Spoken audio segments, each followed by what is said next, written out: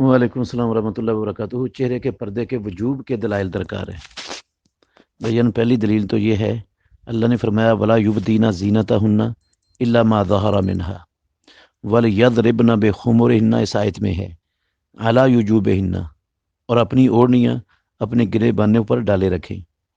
گریبان پر پہلے ہی قمیض کا کپڑا تو موجود ہوتا ہے، اس کے باوجود اس پر اوڑھنی کا حکم دیا اللہ نے۔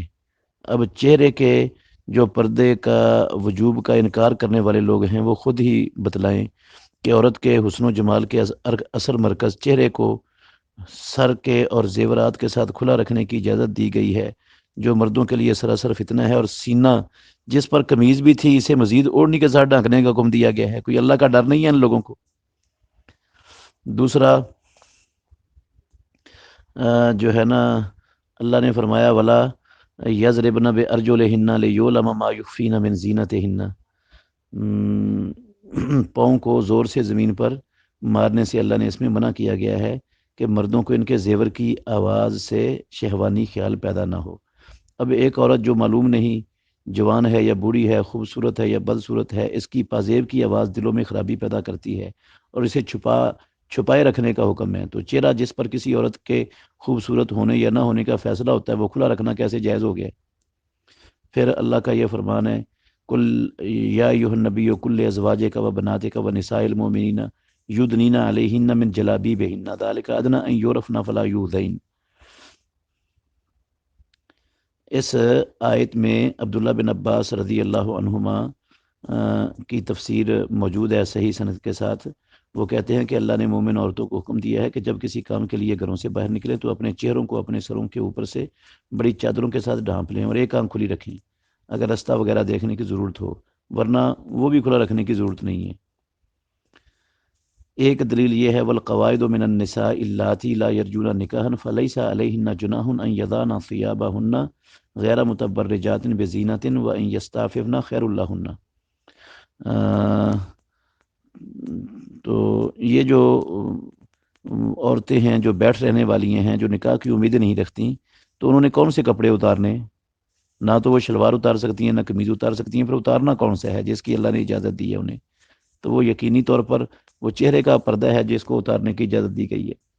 اور پھر یہ جو الفاظ ہیں لا جناح علیہن فی آبائہن ولا ابنائہن ولا اخوانہن ولا ابناء اخوانہن ولا ابناء اخواتہن ولا نسائہن ولا ما ملکت ایمانہن واتقین اللہ ان اللہ کان علی کل شیء شہیدا، سورہ احزاب کی آیت ہے۔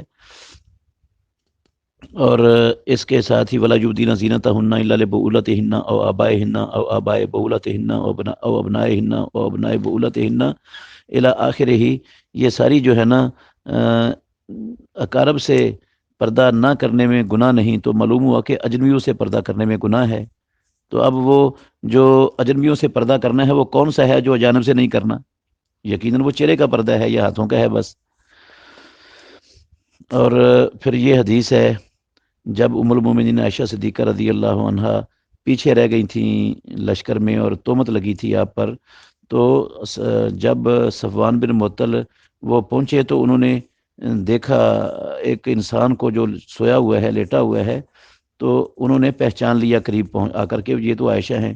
انا للہ پڑھا تو عائشہ نے فوری طور پر آنکھ کھلی رضی اللہ عنہا، انہوں نے اپنے چہرے کو ڈھانپ لیا۔ اگر فرض ہی نہیں تھا تو کیوں ڈھانپا انہوں نے اپنے چہرے کو؟ یہ حکم ہی نہیں تھا تو۔ اچھا، اس طرح حدیث ہے رسول اللہ صلی اللہ علیہ وسلم نے فرمایا کہ عورتوں کو جو ہے نا وہ نکالو عید گاہ کے لیے، عید پڑھنے کے لیے۔ جنہوں نے نہیں پڑھنی وہ بھی عید گاہ میں جانے کے لیے نکلیں، نماز سے وہ الگ رہیں گی۔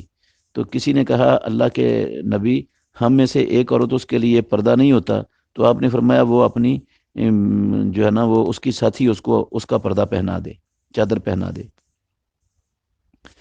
تو اگر پردہ فرض نہ ہوتا تو اس کے تو ان عورتوں کے سوال کا جواب تھا کہ دوپٹہ ہی کافی ہے، پھر بڑی چادر کی کیا ضرورت ہے؟ یہ نہیں کہا آپ نے کہ دوپٹہ ہی کافی ہے، آپ نے فرمایا وہ بڑی چادر جو ہے نا وہ اپنی ساتھی، اپنی دوست کی بہن کی بڑی چادر لے کر پہن لے۔ اچھا جی، اور پھر یہ حدیث ہے کہ جب احرام میں عورتیں ہوتی تھی تو ہر عورت غیر محرم کی سامنے آتی تو اپنے چہرے پر اپنا پردہ لٹکا لیتی۔